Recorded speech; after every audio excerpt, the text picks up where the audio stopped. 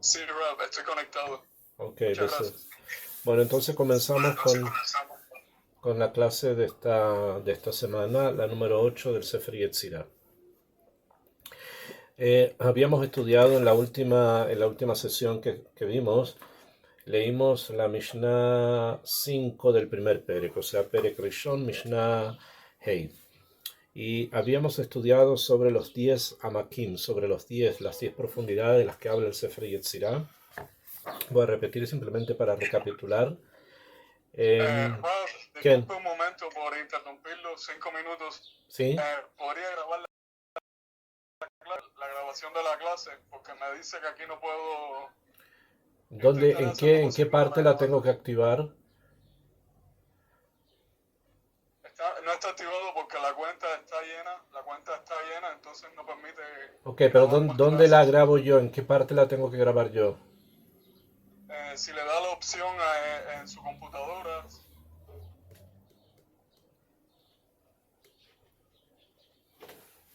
No sé en qué parte está esa opción. Ahí yo no me manejo muy bien en la técnica.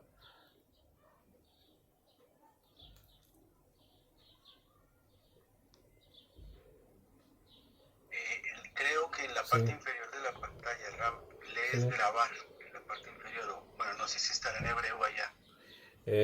¿Quién? Pero aunque no lo tengo yo acá. Así Aparece que diga, aparece en inglés. Chat, participant, stop video, reaction. abajo o arriba, en la parte de La parte abajo. de abajo, la parte de abajo. Tal vez sea No. arriba. No, arriba no me aparece. Me aparece. No. Chat, reaction. Y después dice more. Solamente me dice meeting sitting y disconnecting audio. Recorder debe ser. Debe ser recorder, sí, pero no lo veo por ninguna parte. Por lo menos acá no lo veo. ¿Ustedes pueden alguno de ustedes que sepa hacerlo, grabar la clase? Sí, pero me tienen que dar autorización. Tú me tienes que nombrar administrador, que no sé tampoco cómo se hace. Yo Ah, podría grabarlo. em, no sé. O Aviab, ¿tú podrías dar a alguien la administración para que la grabe? Yo no sé cómo grabarlo desde acá. sí, Beat podría hacerlo conmigo, o sea, autorizarme y yo lo puedo grabar acá. Vamos a ver si hay algo más aquí. No, es todo lo que yo tengo, no sé si... Hasta aquí me va a pedir. Bien.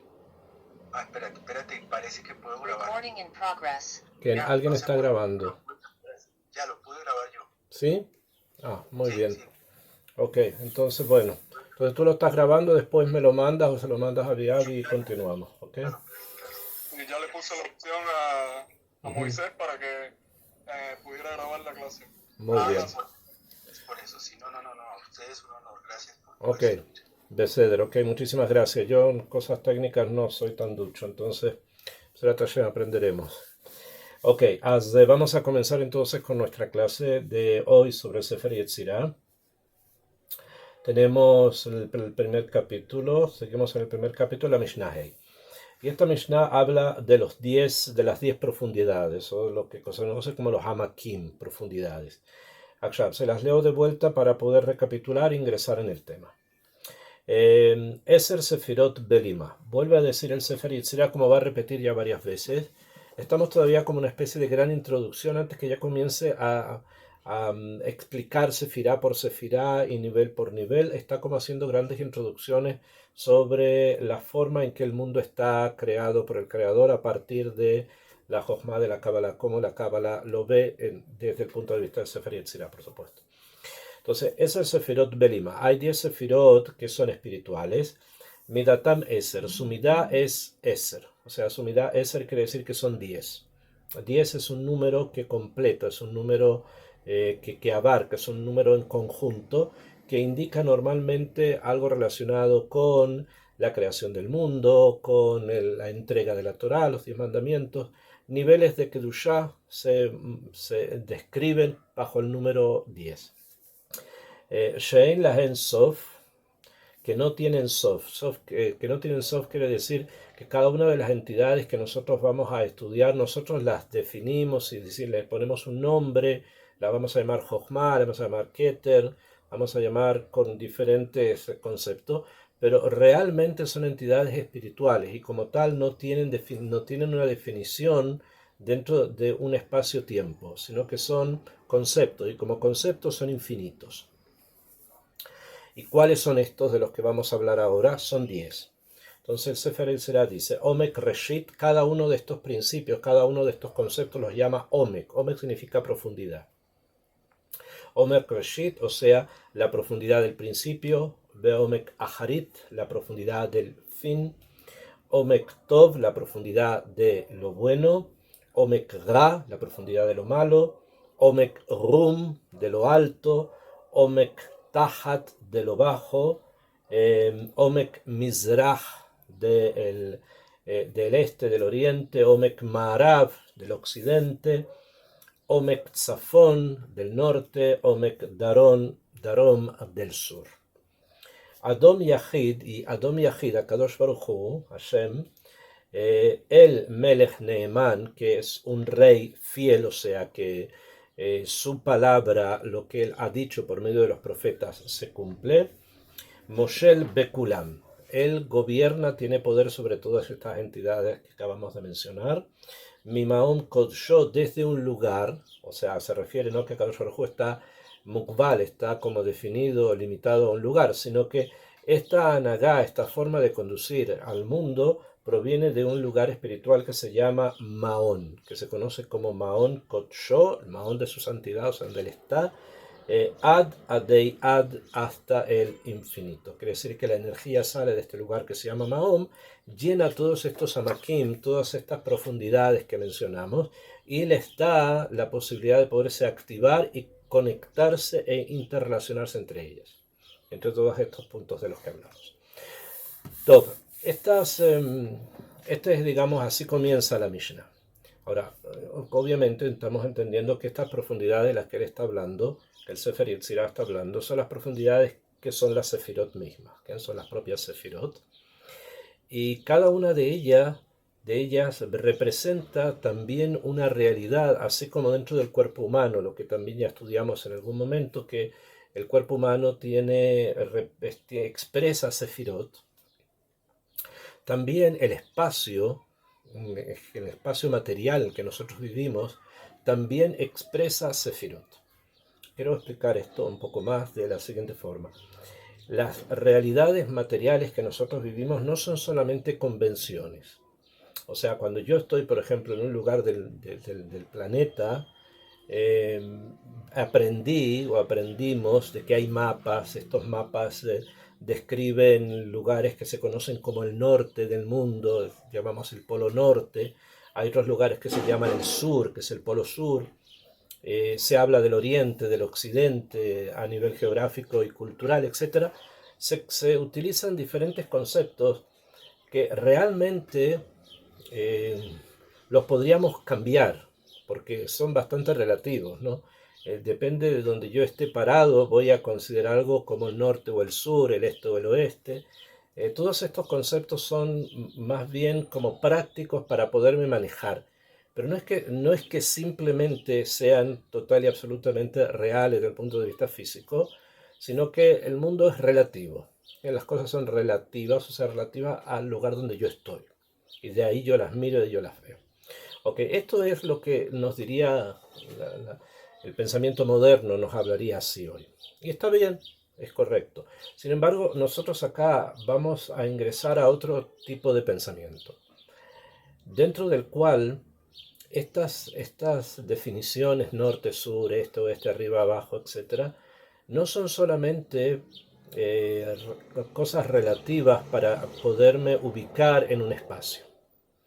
No son solamente situaciones de tipo prácticas para poderme yo mover, para saber que si viajo de tal lugar a tal lugar tengo que hacer tal cosa y para eso dibujé mapas y me muevo con ello, ¿no?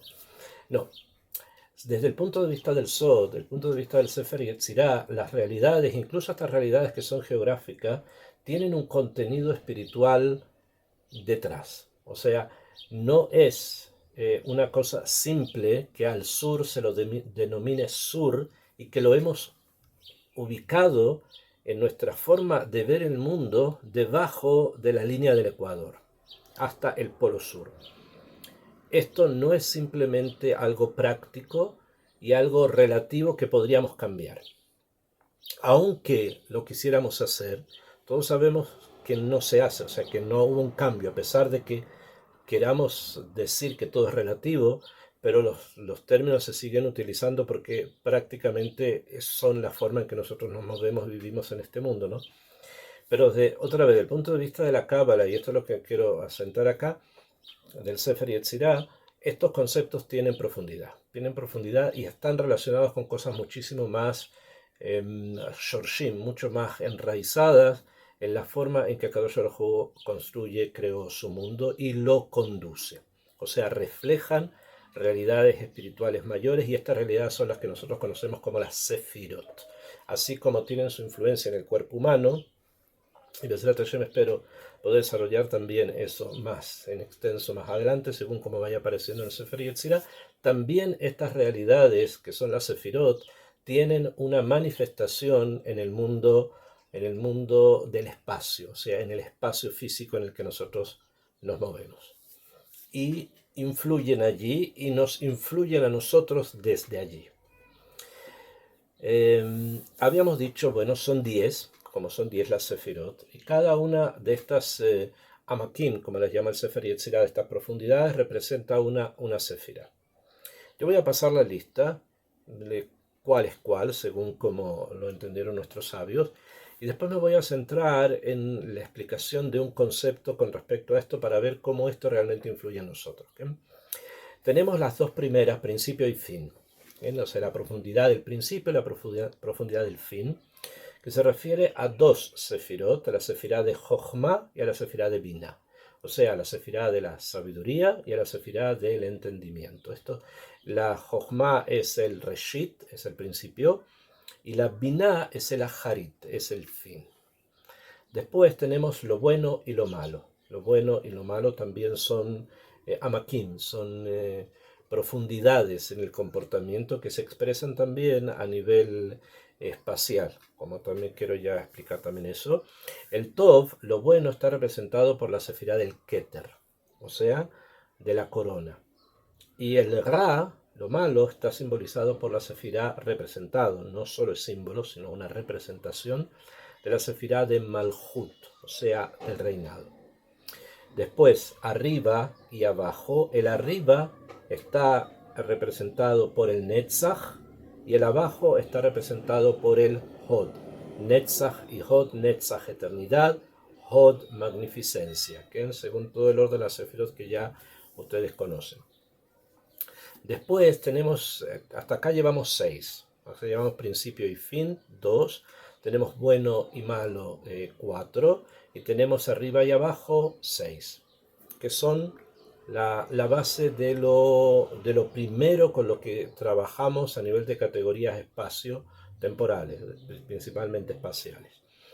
Y de allí los comentaristas y el Sefer Yetzirah y sus comentarios pasan a la descripción del espacio tal cual como lo conocemos, ¿no? O sea, arriba y abajo también es parte de nuestro conocimiento del espacio. Sin embargo, hay algo acá que se abre y que es necesario que nosotros lo estudiemos. Tenemos el norte, el Tzafón, y tenemos el sur. O sea, el norte, supuestamente arriba, el sur abajo. El norte se expresa, se manifiesta en la sefirá de Gvurá, o sea, de la fuerza, de la fortaleza. Y el sur se expresa en la sefirá de Gesed. ¿Okay? El sur expresa Gesed, bondad, mientras que el norte expresa Gvurá, o fuerza. Después tenemos el este, el Mizrach, el oriente, que expresa Tiferet. Tiferet es la sefirá de la belleza. Tiferet es belleza. Y el Ma'arav, el occidente, representa a la sefirá de Yesod, ¿okay? Del Yesod. Conceptos que ya de alguna manera hemos tocado, pero que hoy día quiero centrar precisamente en esto y hacer varias comparaciones que son muy importantes tenerlas presentes en nuestros estudios. Vamos a, como les dije, concentrar en los últimos 4, que son los puntos cardinales, como se suele denominar: norte, sur, este y oeste. Voy a comenzar por el norte, el tzafón. En hebreo, la palabra tzafón, viene de una raíz de la cual vienen palabras como código, oculto, conciencia, una serie de palabras que indican aquello que no es lo evidente, que no es lo que se ve, sino que expresan cosas ocultas. Y esta es la realidad del tzafón. La realidad del tzafón es una realidad de un lugar, de un espacio oculto, tapado, cubierto, donde el ingresar a este espacio nos va a llevar a ingresar a profundidades peligrosas. Y por lo tanto el norte, desde la perspectiva de la Yahadut en general, y obviamente mucho más de la perspectiva del Sefer Yetzirah y de la Kabbalah posterior, es el lugar peligroso, es el lugar del peligro, es el lugar difícil. Por eso es que el profeta Yirmiyahu, me parece que también se los había mencionado ya, en uno de sus psukim dicen que Minatzafon tipatach agra, del norte viene lo malo. A nivel histórico así fue. Los babilonios vinieron del norte, los griegos vinieron del norte, los romanos vinieron del norte, etc. El norte del mundo es un lugar considerado tenebroso. De ahí también va a venir Gog en la lucha final del norte. Entonces el tzafón es el lugar oculto, es el lugar tapado, cubierto. De ahí también viene la palabra tzofán, código. O sea, ¿qué quiere decir? Que a pesar de que es el lugar oculto, el lugar tapado, el lugar cubierto, encubierto, tenebroso, oculto, peligroso, etc., sin embargo es el lugar donde es más propio ocultar cosas. O sea, es el lugar donde es más práctico ocultar aquello que yo no quiero que se revele, o aquello que no me interesa por este momento que se sepa. Es como el lugar preciso para ocultar. Y todo esto simboliza el norte, por eso también Sofán, código, viene de la palabra norte.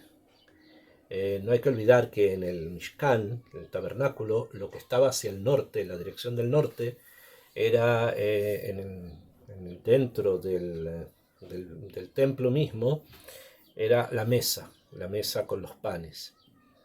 Y también el altar.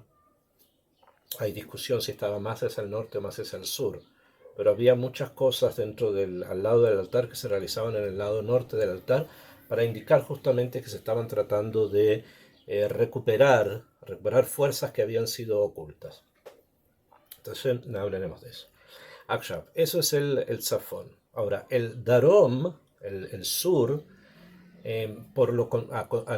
a diferencia del norte, representa el lugar de lo evidente, de lo abierto, de lo que se muestra, desde el lugar alto. Darom en hebreo significa dar significa vivir, la dur, vivir, dirá, la palabra dirá. Rom significa alto, o sea, es el lugar donde se vive alto, se refiere al sol, que en este lugar del universo el sol sale por el este, por el Mizraj, por el oriente, y en su viaje el cenit lo tiene en el norte, en el sur, no en la mitad, sino en el sur, y del sur se va después hacia el Maharab, hacia el occidente, donde se pone. Entonces se refiere obviamente el lugar más alto donde el sol está, que es Darom, el lugar más alto donde el sol está, y el sol es crítica, es luz, es conocimiento, es lo que está abierto, lo que se ve, cuando hay sol se ve todo, etc.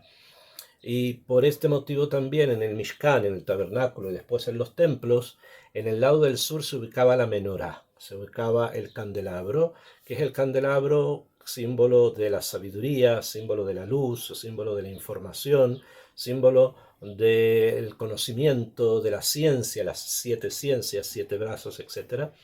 Todo esto estaba simbolizado en la menorá hacia el sur porque el sur significa esto. El sur implica o indica conocimiento, apertura, lo que se ve, lo que se revela, lo que está presente.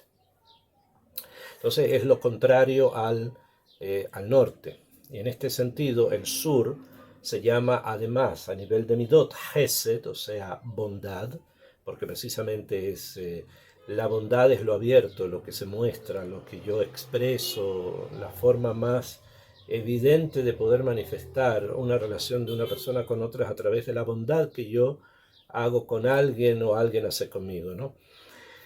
En cambio, en el norte, la sefirá, que es la que rige allí, es la gvurá, que indicamos que es la fortaleza, la fuerza, y la fuerza siempre oculta algo. O sea, cuando alguien hace algo por la fuerza, siempre porque detrás de eso hay algo más, hay una ideología, hay algo que está por detrás, que la fuerza lo quiere dar, lo quiere entregar.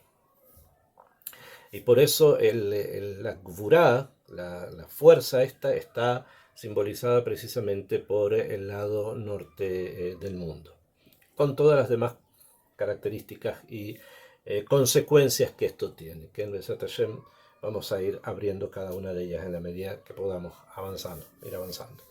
Ok, entonces tenemos el norte y el sur. Ahora, junto con esto tenemos el este y el oeste. El este, el Mizraj, por donde sale el sol, en Eretz Israel nos referimos en este lugar del mundo, ¿no? Está regido por la sefirá del Tiferet. Tiferet significa en hebreo belleza, ¿no? Tiferet es algo hermoso, algo bello. Y a pesar que puede ser que muchas personas sientan que los atardeceres son muy románticos o son muy con un gran contenido de sensibilidad, desde el punto de vista de la Torá y de lo que estamos estudiando, el amanecer es el momento del día donde la belleza alcanza su grado máximo. Ni siquiera es la mitad del día donde todo se ve, ahí es el conocimiento, ahí es el saber, el mirar todo. En cambio, el momento en que la obscuridad se desplaza y aparece la luz, ese es el momento más bello del día. Ese es el momento que se conoce como Tiferet, el amanecer, el momento en que entendemos que comienza a florecer la luz. Y por lo tanto está señalado precisamente con la sefirá de Tiferet, la belleza. Y después tenemos en el Ma'arav. El Ma'arav, de la palabra Ma'arav en hebreo, bueno, Mizraj, la palabra que indica oriente es Mizraj, que significa brillar. Y lo contrario, que es el occidente, el oeste, es Ma'arav, que viene de la expresión eruv le'arvev, revolver, mezclar, hacer mezclas. ¿Okay? ¿Y por qué? Porque justamente es el momento en que el sol se pone, el momento en que el sol se pone, a pesar de la belleza de los colores que se empiezan a formar en el horizonte, esto indica siempre confusión. O sea, es un momento confuso, porque lo que viene después es obscuridad. Entonces, cuando las cosas se mezclan unas con otras, lo que voy a tener después es obscuridad. O sea, voy a perder la capacidad de poderme manejar con elementos claros, porque estoy bajo el dominio de lo oscuro, que es el hecho de que el sol se puso. En Eretz Israel, ya creo que se los había dicho además, el sol generalmente nunca pasa por el norte, y entonces está siempre, como que siempre oscuro.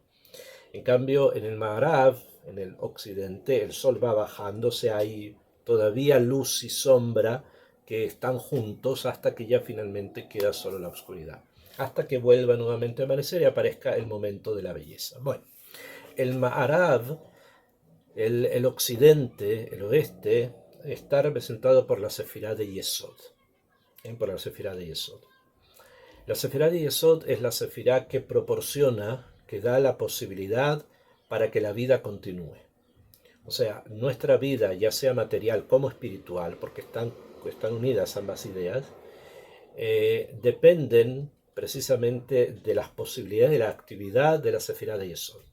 En la medida que esta sefirá, la sefirá de Yesod, se activa, funciona y está en los caminos correctos, manifiestas las cosas correctas, entonces la vida continúa. Entonces, cualquiera podría haber dicho bastante paradójico que precisamente el momento de la confusión sea ese el momento que esté simbolizado con el Yesod, cuando después de eso tenemos la oscuridad. Entonces acá hay que tener una cosa, hay que pensarlo en forma un poquito más con mayor profundidad, y el sistema funciona así. Cuando durante todo el proceso del día, o sea, desde el amanecer en su belleza, el desplazar la oscuridad, el momento más alto en que el sol llega, que representa el Gesed, dijimos, a la bondad, cuando estas cualidades y estos conceptos espirituales fuertes y profundos han sido adquiridos por la persona, o sea, la persona adquirió esto, el momento de ingresar a la noche, o sea, el momento de llegar a la noche, es un momento que está lleno de riqueza, que no está sujeto a la confusión del momento este en que el sol empieza a desaparecer y que se mezcla lo bueno y lo malo. Eso es lo que se ve externamente, pero internamente simboliza una situación de riqueza, que esta situación nos va a llevar precisamente a poder continuar y avanzar aún más con la vida. Es por eso que el Occidente, a pesar de todas las características negativas que pueda tener y las confusiones que pueda causar, de alguna u otra manera también representa una continuidad y representa una actividad que se va a hacer en la noche, en que se va a hacer durante la noche, que esas actividades son las que van a darnos la posibilidad de que podamos continuar en este universo. Estas son, digamos, las características de las sefirot con respecto a los puntos cardinales que mencionamos. Estas situaciones geográficas no son únicamente lo que acabamos de decir, formas de poder describir el espacio en el que vivimos. Es así, pero además tienen bastante más tela por cortar. Y yo quiero referirme acá a dos temas. Uno, en el profeta Yehezkel, para aquellos que conozcan la famosa Nebuá, el profeta vio la Merkabá, o sea, vio el trono de Hashem, el trono de Dios, que en el Tanaj se lo llama Merkabá, el carro, que en una visión que el profeta tuvo cuando los judíos estaban siendo exiliados a Babilonia, al lado de un río, él ve como que se abren los cielos y aparece el trono divino, donde está supuestamente sentada la Shejinah, la presencia divina, o sea, la forma en que Hashem el mundo, eso es lo que se le mostró bajo ciertas imágenes, y ahí vio algo. Y esto que él vio es muy difícil de poderlo describir, porque en general no somos dados a dibujar lo que aparece aquí. Pero si podemos por lo menos imaginar una especie de trono, que este trono estaba formado por círculos y por un cuadrado. O sea, por un cuadrado y por círculos. En círculos que estaban dentro del cuadrado y el cuadrado que estaba dentro de estos círculos. Y debido a que es un cuadrado, tiene obviamente 4 ángulos. Y en cada uno de estos ángulos, el profeta vio algo. O sea, el ángulo obviamente, pero además de eso vio una imagen. En el Naví, en el profeta Yehezkel, en el capítulo 1, en el versículo 10, el Naví dice así: Bedemut peneihem, la imagen de los rostros que vio. O sea, él vio rostros. ¿Okay? Vio rostros en cada uno de los lugares vio unos rostros. ¿Y qué rostros vio? ¿Qué fue lo que el profeta vio? Dice así el Naví: Udemut peneichen penei Adam vio la imagen de un hombre, vio la imagen de un ser humano, la cara de un ser humano, upene arie, y la cara de un arie, de un león, el hayamim, al lado derecho, le arbaatam, upene shor, y la cara de un toro, measmol, por el lado izquierdo, bearbaatam, para los cuatro lados, upenei nesher, y también vi el rostro de un nesher, o sea, de un águila. ¿Qué es lo que él vio? Él vio cuatro rostros. Enseguida voy a explicar dónde se ubicaban. Él vio cuatro rostros. Vio el rostro de un ser humano, vio el rostro de un león, el rostro de un toro y el rostro de un águila. En el Naví dice Nesher, y así normalmente se lo suele traducir, a pesar que al parecer en el Tanaj el Nesher no es el águila, sino es otro ave de rapiña, pero no este. Pero ahora no quiero entrar en una discusión filológica sobre la explicación del Nesher, vamos a de forma simple águila, debido a que es el rey de todas las aves. O sea, cada uno de los seres que él vio, de los rostros que vio, indican una forma en que Hashem maneja el mundo.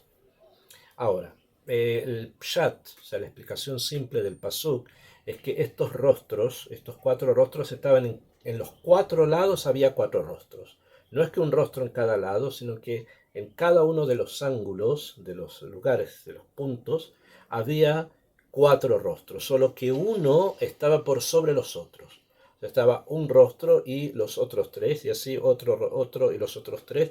Cada uno estaba por encima de los otros, pero en cada uno de los cuatro costados habían los cuatro rostros. Estaban los cuatro rostros, le arbaatam, como dice el pasuk.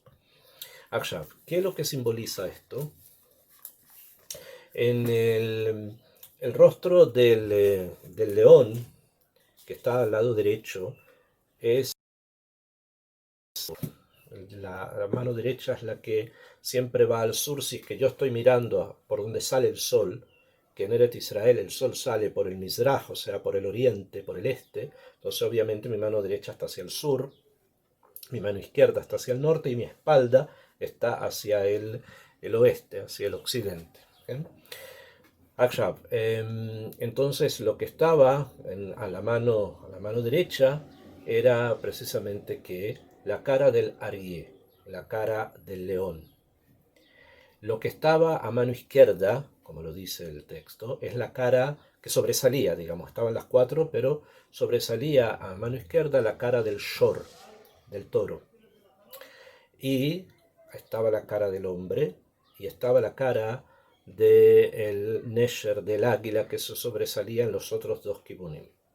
¿Cuáles son los otros dos kibunim? Si nosotros tratamos de leer en el texto, no está tan claro a dónde estaba la cara del hombre y a dónde estaba la cara del Nesher, del águila.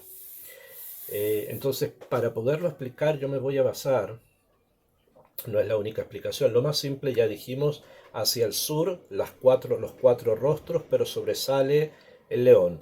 Hacia el norte, que es la izquierda, los cuatro rostros y sobresale el Shor.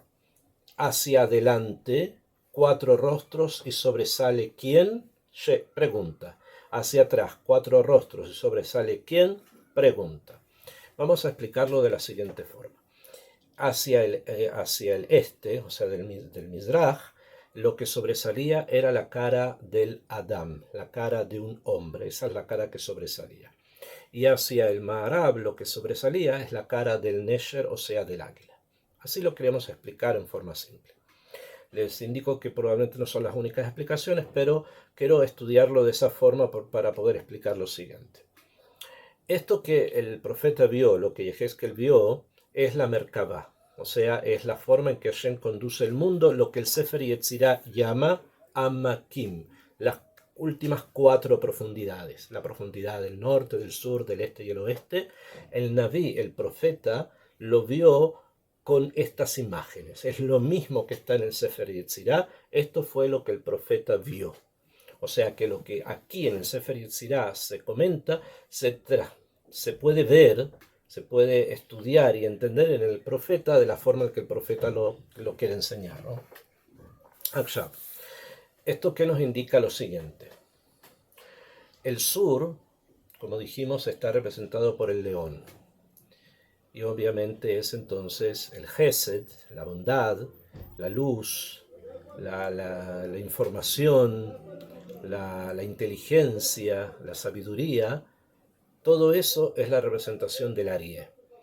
En el Tanaj dice Ari, no Arie con E, sino Ari, también eso es por algo, pero estamos hablando acá de un león especial, o sea, no del león salvaje de los bosques o de las planicies de allá de Kenia, sino que estamos hablando de un león especial, es una dogma, es un ejemplo de la capacidad que existe en el mundo para poder enfrentar al mundo desde la Jochma, desde la sabiduría. Y esto es lo que se conoce como Ari, Ari, el león. Es el que enfrenta al mundo desde el conocimiento, de la sabiduría, del saber, obviamente del saber profundo, de las cosas, digamos, fundamentales de la Kabbalah, ¿no? El Sefer Yetzirah es lo que nos quiere enseñar. Y lo que Yehezkel ve es simplemente una manifestación de eso mismo. El Shor, que está a la izquierda, es el rey de los animales domésticos, es el que trabaja, el que produce, el que trae el alimento, o sea, porque él trabaja, ¿no? O sea, lo tienen de una u otra manera, lo tienen para trabajar en los campos y para que se reproduzca de esa manera, tener más alimento y más trabajo, etcétera, etcétera. Y por lo tanto siempre indica o siempre simboliza aquello que tiene que ver con la conducción del mundo a nivel material.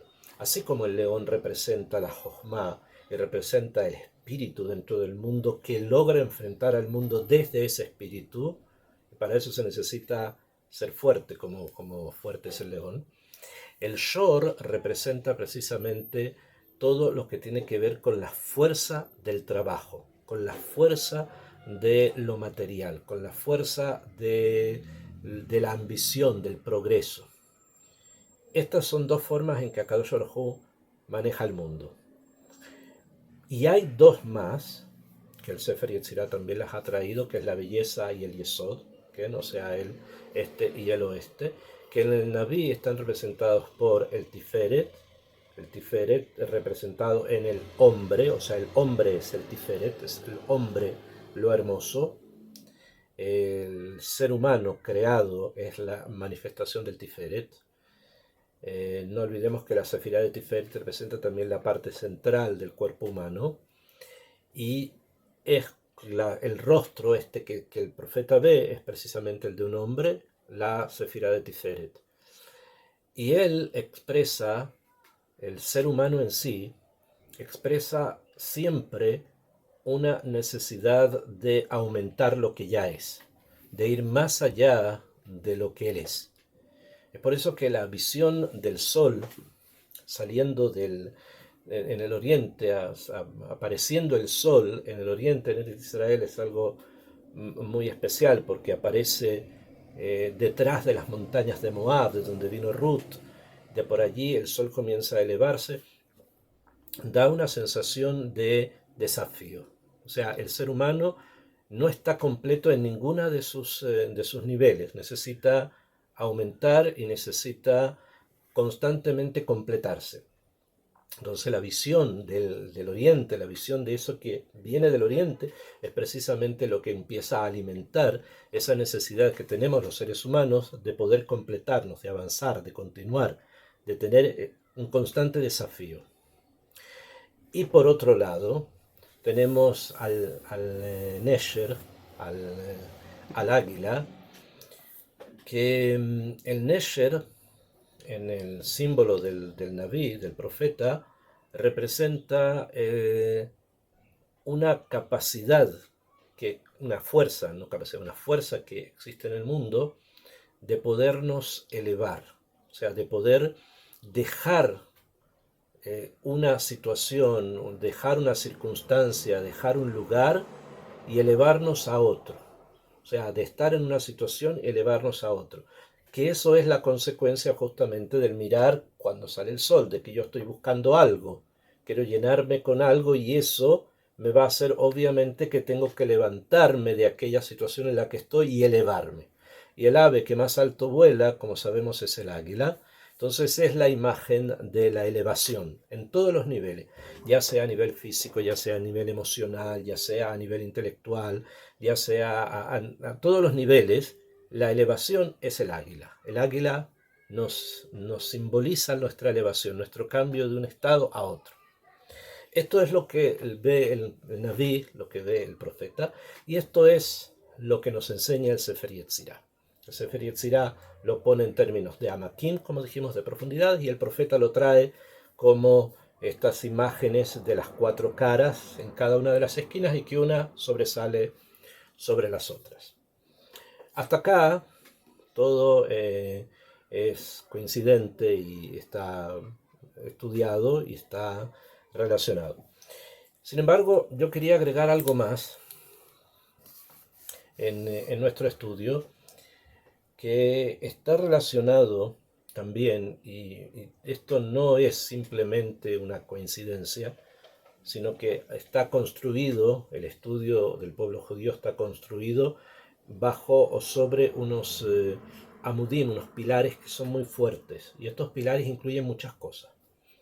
Y una de ellas, una de estas cosas que son parte de los pilares del pueblo judío a nivel de estudio, es la Gemara, el estudio de la Gemara. Para aquellos que lo sepan y para aquellos que no lo sepan, la palabra Gemara es el estudio de la Mishnah, la Torah oral entregada por Hashem, Monte Sinaí. Llegó un momento en que se escribió y después fue estudiada y fue comentada y fue explicada por la Gemara, que son los sabios, 5 generaciones de sabios que se dedicaron a tratar de entender la Torah oral, comunicarla. Pero no solamente eso, sino que además comunicaron secretos, comunicaron ideas profundas, comunicaron reglas de comportamiento moral y ético, una serie de cosas más e historias del pueblo judío en diferentes épocas. Y situaciones también históricas que ocurrieron, también las explican y las traen según la forma en que los sabios tienen de hablar. Akshav, en la palabra misma, Gemara, está compuesta por 4 letras. Son 4 letras. Gemara, la letra Gimel, la letra Mem, la letra Reish y la letra Aleph. O sea, la Gimel, la Mem, la Reish y la Aleph, para aquellos que conozcan las letras en hebreo.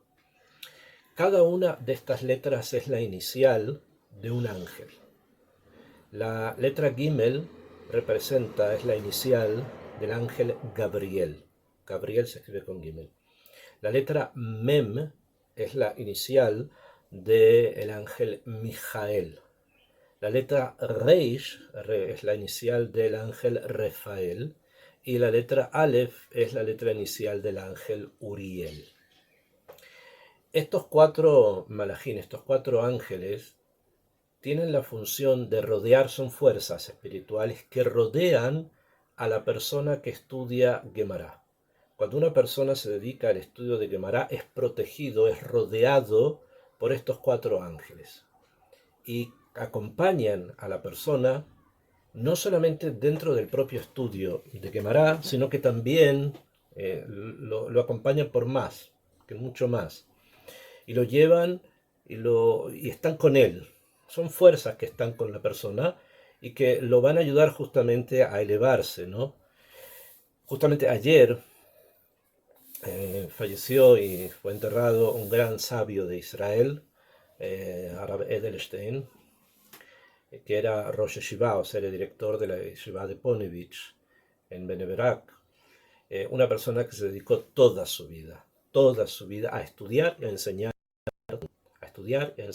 Gemara. Ese fue su tafkid, su función, eso, entendió que era eso, y la hizo en forma total y completa, con una entrega impresionante.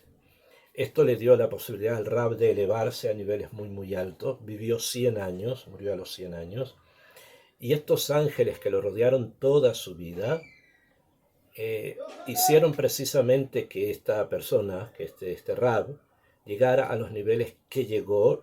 Estuvo ahí esa fuerza, con el esfuerzo de él y esa fuerza, y nos ha heredado una serie de conocimientos, una serie de formas de comportamiento que van a acompañar al pueblo judío para siempre. Otra gran lumbrera.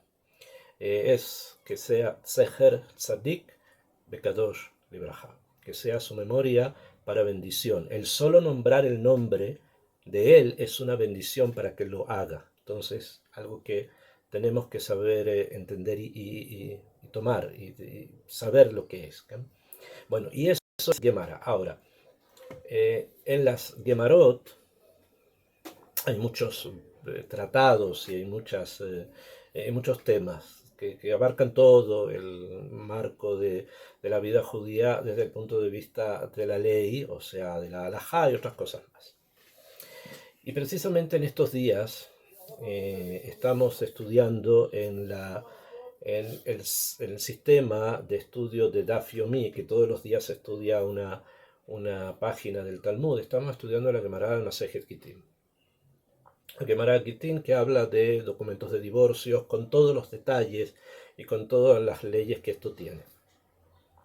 Sin embargo, y relacionado con lo que acabamos de estudiar, precisamente la Gemara en Masejet Gittin, en la primera Mishnah de la Gemara, trae algo bastante curioso. Obviamente relacionado con el sistema del que estamos hablando, de los documentos de divorcio, ¿no? Y la Gemara dice que el saber escribir un documento de divorcio que esté bien hecho y por lo tanto realmente la pareja se divorció y están legalmente divorciados, se necesita tener un estudio para poderlo hacer. Y no siempre, en todos los lugares, las personas saben hacerlo, ¿okay? Porque se necesita un pergamino, se necesita escribirlo de una forma especial, etc. Es una técnica que es necesario aprender.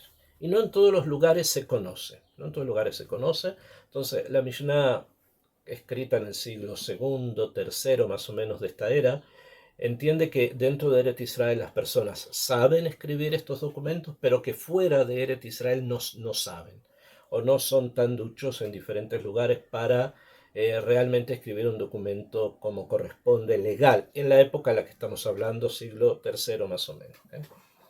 Ahora, esto obviamente necesita una precisión. La precisión es fijar cuáles son los límites de la tierra de Israel. O sea, cuál es el límite que nosotros decimos, hasta acá hay sabios que saben escribir y de aquí para allá no. ¿Okay? Para todas las leyes que esto va a tener, para todas las repercusiones que va a tener. Y la Gemara dice que en el norte, en la parte norte, el límite es Aco. El límite es Aco. Hay una ciudad que se llama Aco, que existe todavía.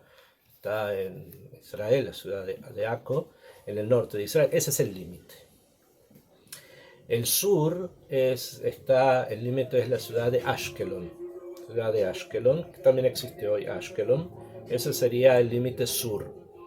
Y el límite del este, o sea, del oriente, es una ciudad que se llama Rekem. Rekem. Sobre la identificación de Rekem existen muchísimas teorías y es una discusión bastante extensa a qué ciudad es Rekem realmente. Hay muchos que apuntan a decir que la identificación de Rekem en el periodo de la Mishnah es la ciudad de Petra, la famosa ciudad de Petra que hoy día queda en Jordania. ¿Bien? Digamos, tomémoslos como laudá, como el hecho, digamos que es Petra. Obviamente el límite occidental, el límite del oeste, no es necesario decirlo porque es el mar, muy simple, el mar es el límite, ¿no? Sin embargo, resulta de esta Mishnah, es la primera, ¿okay? Algo bastante curioso. ¿Por qué? Porque se preguntan y responden sobre esto, que es lo siguiente. Si decimos que al norte el límite es Aco, entonces quiere decir que yo tengo que trazar una línea recta de Aco en el norte y decir, si está Aco acá, esta línea acá me indica el límite norte, porque lo han señalado como el punto final. Entonces quiere decir que hasta ahí llega Eretz Israel, entonces trazo una línea. Lo mismo en el sur, si digo que Ashkelon trajo una línea en el sur. Lo mismo hacia el este, trazo la línea en Petra y después hacia el mar. Resulta de esto que los límites de Eretz Israel serían cuadrados, o sea, sería que la tierra de Israel sería como un cuadrado. Resultaría esto porque estoy trazando líneas rectas. Y nosotros sabemos que no es así, no existe un país, puede ser que Jordania, porque es un país inventado, que ahí sí hay límites que son rectos, pero en Eretz Israel no. Sabemos que no es así, vemos los mapas, no es así. Entonces, ¿por qué la tierra de Israel se traza de manera tal que parece que fuese un cuadrado? Obviamente esto ya fue estudiado y fue comentado y hubo respuestas de grandes sabios que dicen que muchas de las cosas que están escritas ahí no son según la ley que nosotros utilizamos actualmente, pero no me llame. Hay algo más profundo en eso, en tratar de ejemplificar la tierra de Israel, la geografía de la tierra de Israel, como si fuese un cuadrado. Y es el hecho de que la tierra de Israel representa simbólicamente aquí, abajo, el trono de Hashem. Kiseh Hashem Baolam. Es el trono de Hashem en el mundo. Y así como el trono de Hashem tiene 4 lados con sus características, también ese trono espiritual que está en los mundos espirituales tiene su referente en el mundo material. Y el referente en el mundo material es la tierra de Israel, imaginariamente limitada como si fuese un cuadrado. Bueno, esta idea sale precisamente del Sefer Yetzirah, de lo que estamos estudiando ahora, de los Amakim, de las profundidades, la profundidad del norte, del sur, del este y el oeste. Estas profundidades, como dije, no solamente son espirituales, sino que tienen un reflejo en el mundo material. En nuestro mundo actual está referido, tiene un referente, y ese es, por ejemplo, la tierra de Israel, imaginada como hicieron los sabios de la Mishnah, no porque ellos no supieran cómo era la tierra de Israel, ellos la conocían, vivían aquí, sino que el hecho de imaginarnos la cuadrada es porque es un reflejo del trono de Hashem. Y es por eso que se conoce a la tierra de Israel como Kiseh Hashem Baolam, el trono de Hashem. En el mundo dichosos los que hemos podido vivir dentro de este cuadrado imaginario, ¿no?, que es el trono de Hashem en su mundo.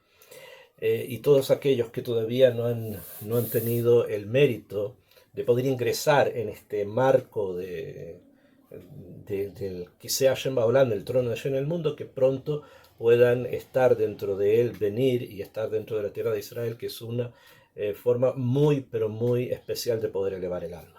Bueno, todo esto surge precisamente de los Amakim de los que está hablando el Sefer Yetzirah y la forma en que las Sefirot se aplican en esos Amakim, en esas profundidades.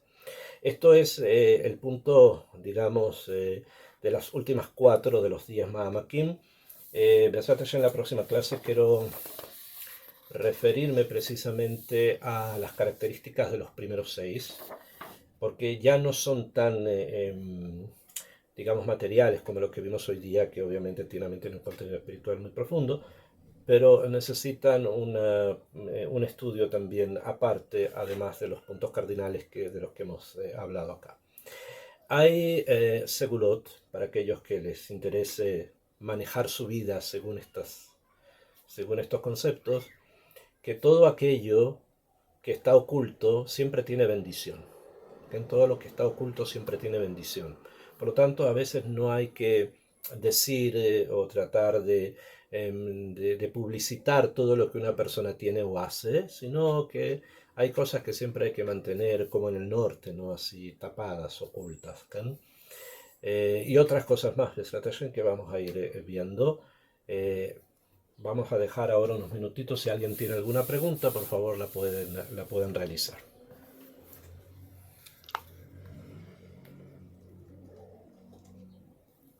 Shalom Rabariel. Gen. Por eso es tan importante que los rezos sean dirigidos con dirección hacia el Templo de Jerusalén, justamente por los 4 puntos cardinales. Que obviamente están todos dirigidos a que ingresen dentro de ese cuadrado místico que en la tierra es la tierra de Israel y que está referido con respecto al Shamaim, con respecto al cielo. Rab, dos preguntas. Sí. Una, tanto muy simple, me refiero a esos límites, esas ciudades, la línea estaría trazada sobre el centro de la ciudad. Yo supondría que debiera estar trazada sobre el extremo, digamos, la línea del sur, sobre el extremo sur de la ciudad. Pero, digamos, aquí en Colombia existen las ciudades y hay, digamos, una periferia rural, sino Ujú. urbana, que también pertenece a la ciudad. ¿Sería ese el caso también de estas líneas o el Ok. centro de la ciudad o no tiene Ok. No, no, ninguna? no. No, tu pregunta es bastante interesante porque la realidad de las ciudades de las que estamos hablando estaban amuralladas. ¿Ok? Ah, O ok, sea, eso era la ciudad. Estamos hablando de lugares que tenían que protegerse. Entonces, en este lugar del mundo, aunque fuera grande, pequeña o no tan grande o no tan pequeña, las ciudades normalmente tenían murallas. Entonces es muy sí. fácil fijarse cuál es, a dónde termina la ciudad.